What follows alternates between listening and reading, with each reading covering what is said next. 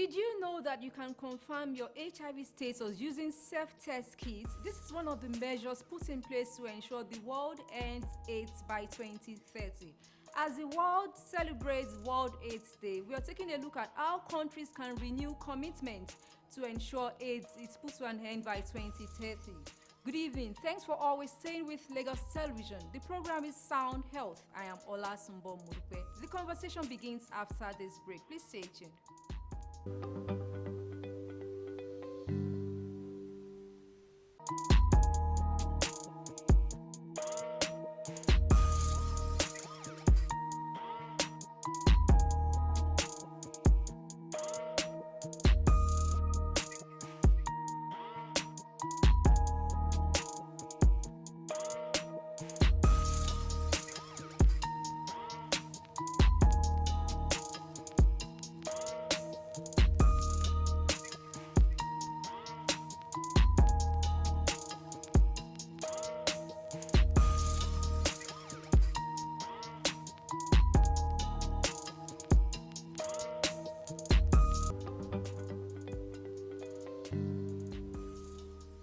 It is still Soundhealth on Lagos Television. Joining us via Zoom this evening is Dr. Victor Adepoju, Project Director, HIV and Viral Hepatitis Self-Testing in Africa Project, Jepaigo, Nigeria. Good evening, Dr. Adepoju. Good evening, and nice to have me here. All right, looking at HIV and AIDS, the race to end AIDS by 2030, how has Nigeria fared in this instance? Yeah, I think Nigeria has made tremendous progress. UNAIDS set a target a few years ago to end AIDS by 2030.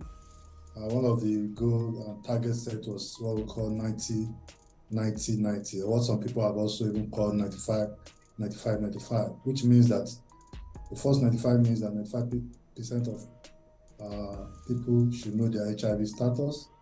And when they know their HIV status, 95% of those who are positive should be started on life-saving antiretroviral therapy. And 95%, the top 95% of those who are on life-saving antiretroviral therapy should be virally suppressed. If you look at the UNAIDS progress data that was released for 2020, that's the UNAIDS 2021 report, we notice that Nigeria has made tremendous progress. We are now at 90, 86, 72. In other words, 90% of Nigeria, 6% of antiretroviral therapy, while 72% of those on ART are now virally suppressed. However, despite that progress, we still have some populations still left behind and that we need to prioritize and focus on if we must end AIDS globally as well as in Nigeria by 2030. Okay, so why are these populations, the populations you mentioned now, why are they lacking behind? Why are they not on the same lane with other populations that have, are moving, inching closer to? Thank you for the question. All these populations are not regarded as hard population. Some of them include men. We all know that generally speaking, health seeking generally is quite poor. When you go to health clinics in sub-Saharan Africa, the most people that you are going to see there are going to be largely women, whether they have come for antenatal clinic or some men don't rarely go to the hospital. So even though we have made tremendous progress, a huge number of men are still not tested for HIV. They don't know their HIV status. The other category of population, what we call the key population, who because of their criminalized status in Nigeria have also been left behind because of stigmatization and criminalization of the key populations, who include men who have sex with men and female sex workers.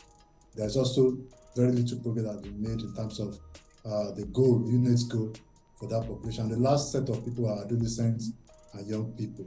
So if you see all the adolescents and young people, the problem is that they are very modern, they are assertive, they want some reason.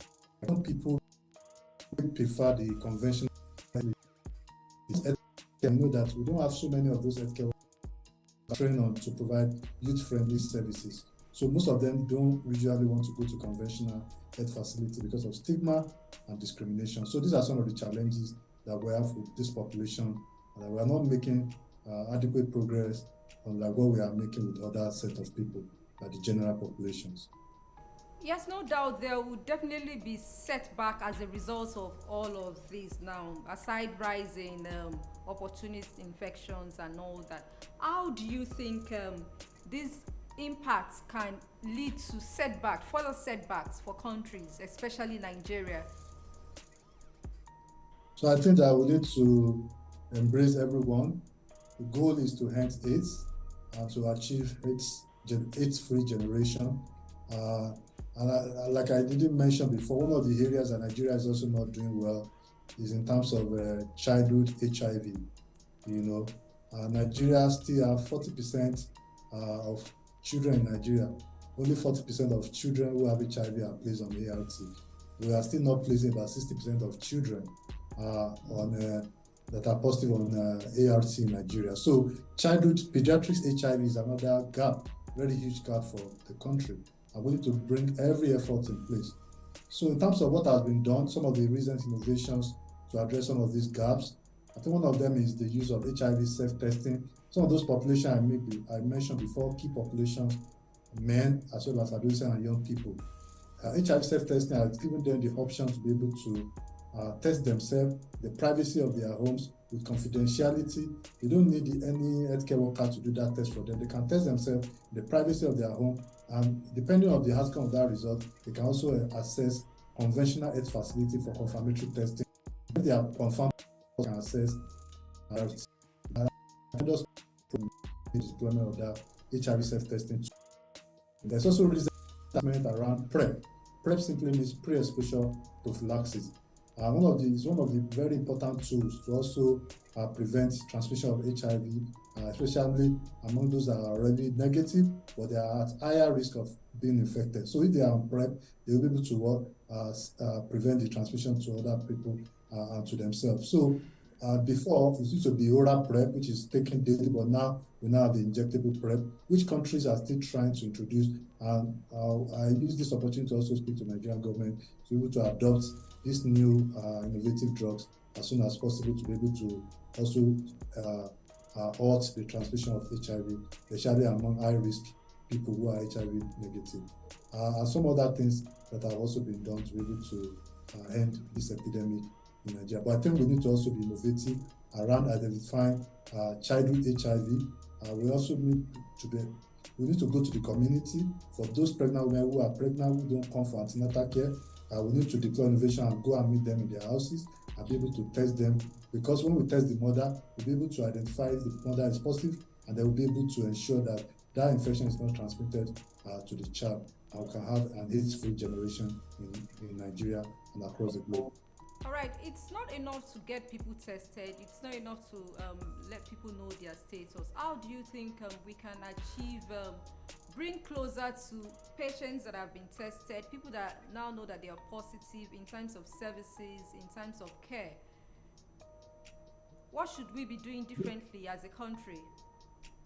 Yeah, I think we need to strengthen the continuum of care and ensure that people, I think I agree with you, it's not just about testing and testing positive, but we need to be able to retain people who are on ART in care, because for those individuals who are on ART, who are defaulters, or who are not retained in care or default or are lost to follow-up while they're on ART, there's also the risk of them not being virally suppressed, which is the top 95%, which we are currently at 72%. And there's this, there's this terminology or slogan that U is equal to U. In other words, undetectable is untransmittable. I cannot be undetectable if you are not virally suppressed, if you are not taking your ART.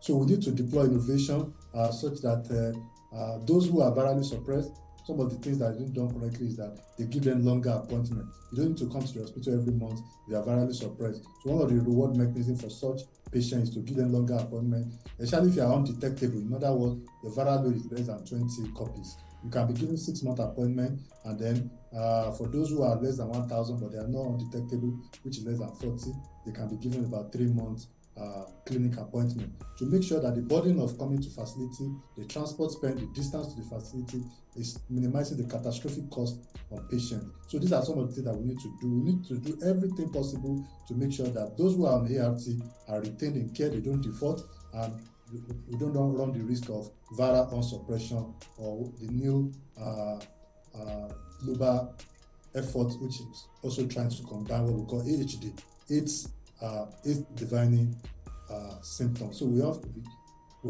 need to be sure that we maintain individuals who are on treatment and care, they are retained in care, and we're able to minimize AHD among them. From your experience now, do you think stigmatization still play a role in delaying the progress reported? Yeah, so like I said, stigma is a big issue in Nigeria, and that is also driving back our HIV epidemic control and efforts to end AIDS epidemic in this country. Nigeria is one of those countries that is criminalized key populations. Nigeria is also one of those countries that healthcare workers still stigmatize their patients. We've seen some of these studies that have reported that interviewing patients about their experiences with healthcare worker while visiting antiretroviral therapy clinic. So I think there's a need for behavioral change. Our policies need to be friendly towards key populations.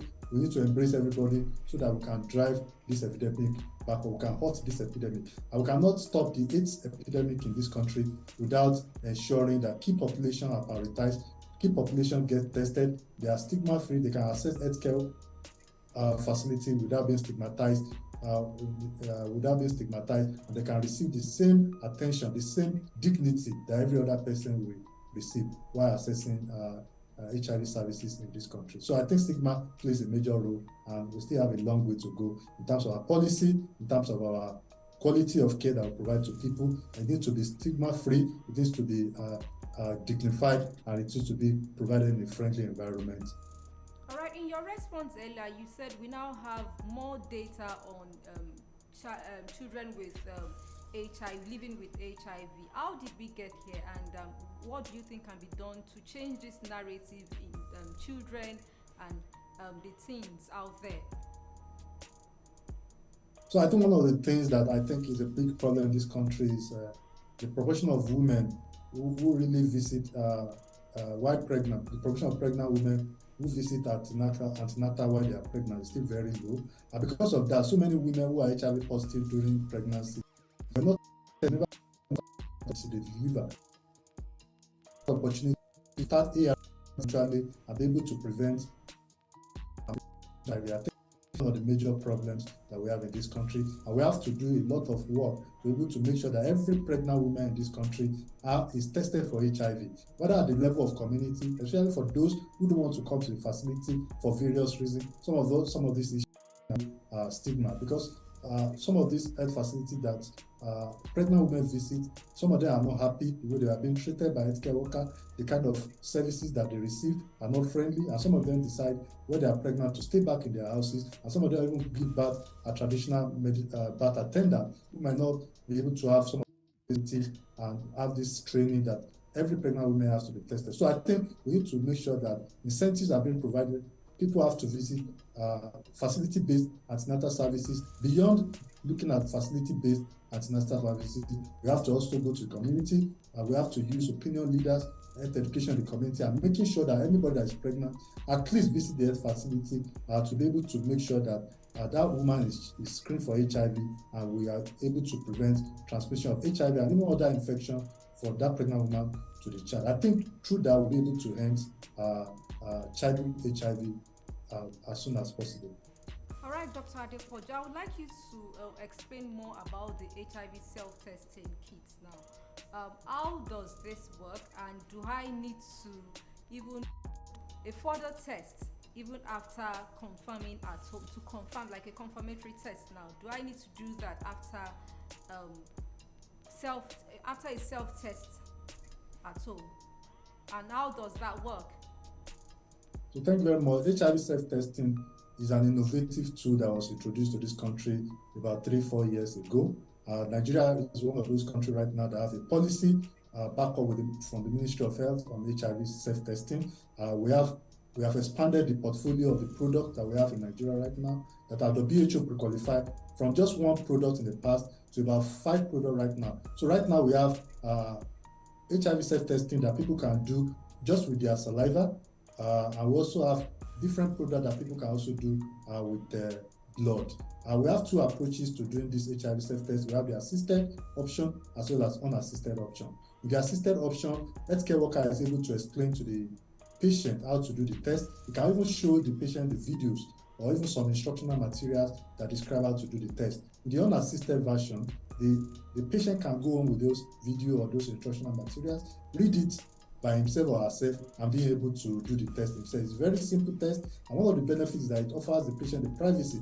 It's like empowering the patient to be able to test themselves, know their own health status and make decisions based on their own choice, rather than the provider-led approach in which the healthcare worker have to make that decision for the patient. So it's very empowering and has been helping us to really be able to reach and target this population I've mentioned earlier that will not ordinarily come to conventional health facilities, such as men who are very busy with their work, key population, adolescents and young people. That has been very, very helpful in making that tremendous progress among this population in Nigeria. And like I said, we have the saliva-based one as well as the blood-based one of various categories that have WHO pre-qualification as well as approval by the national health authorities in Nigeria. So those are some of the strategies that we have also been using to achieve the first 95 in Nigeria. There is a policy backup. We are working with regulatory authorities like the Medical and Lab Council of Nigeria, NAFDAC, to make sure that these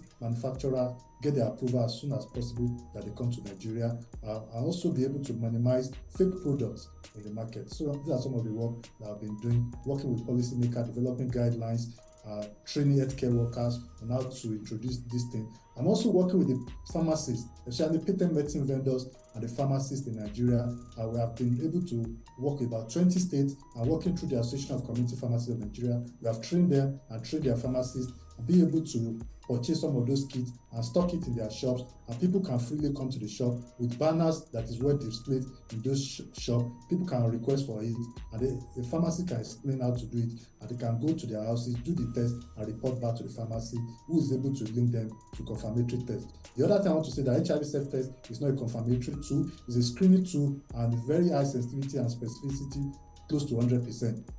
But individuals after doing that test still need to go to health facility to be able to confirm the test with conventional test kits in the hospital. That actually answers my next question. I was going to ask, how accurate is the self-test kit? Thank you so much for that. So, Dr. Adepoju, are there breakthrough treatments? Have we been able to achieve that in the world? Breakthrough treatment for HIV?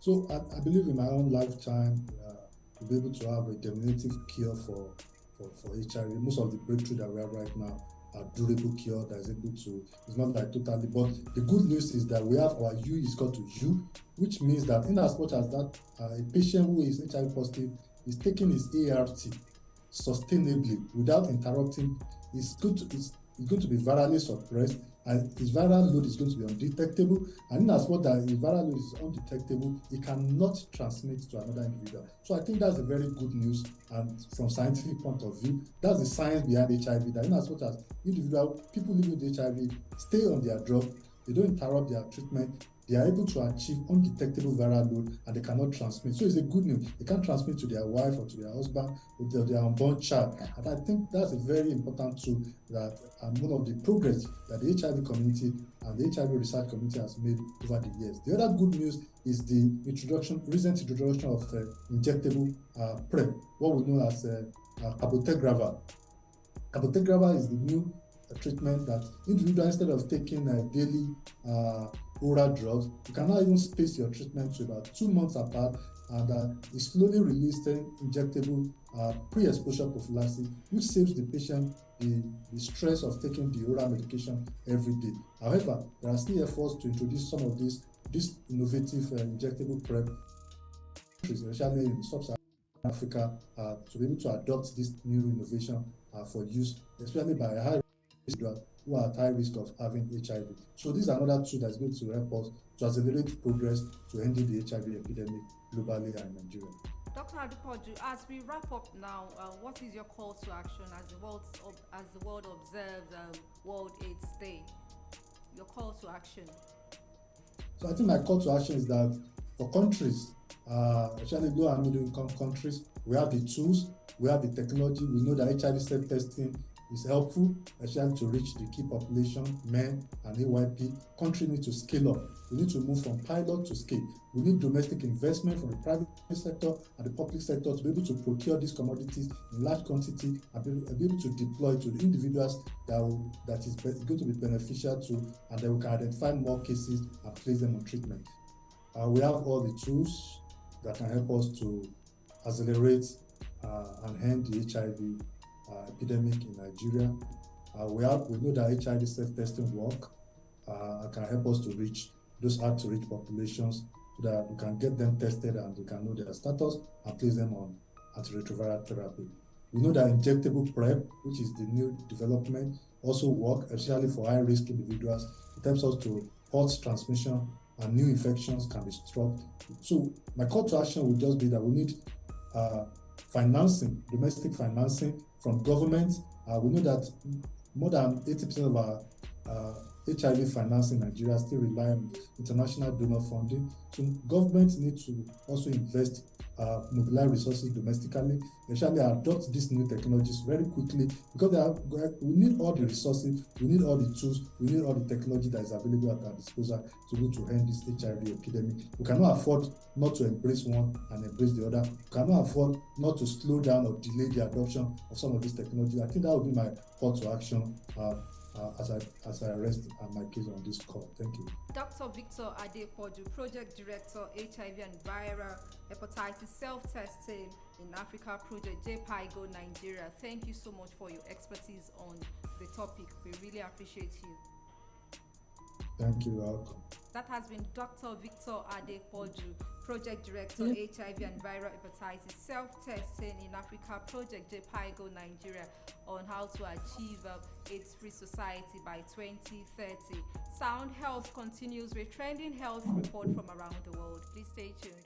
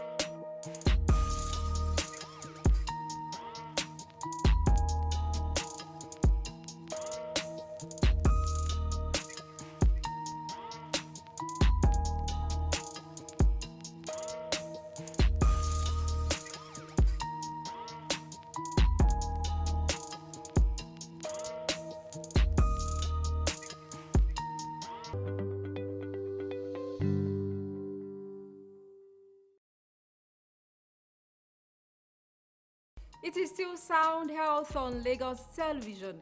This is where we say thank you on today's episode of Sound Health. Remember, getting tested is the only way to know if you're truly infected with HIV.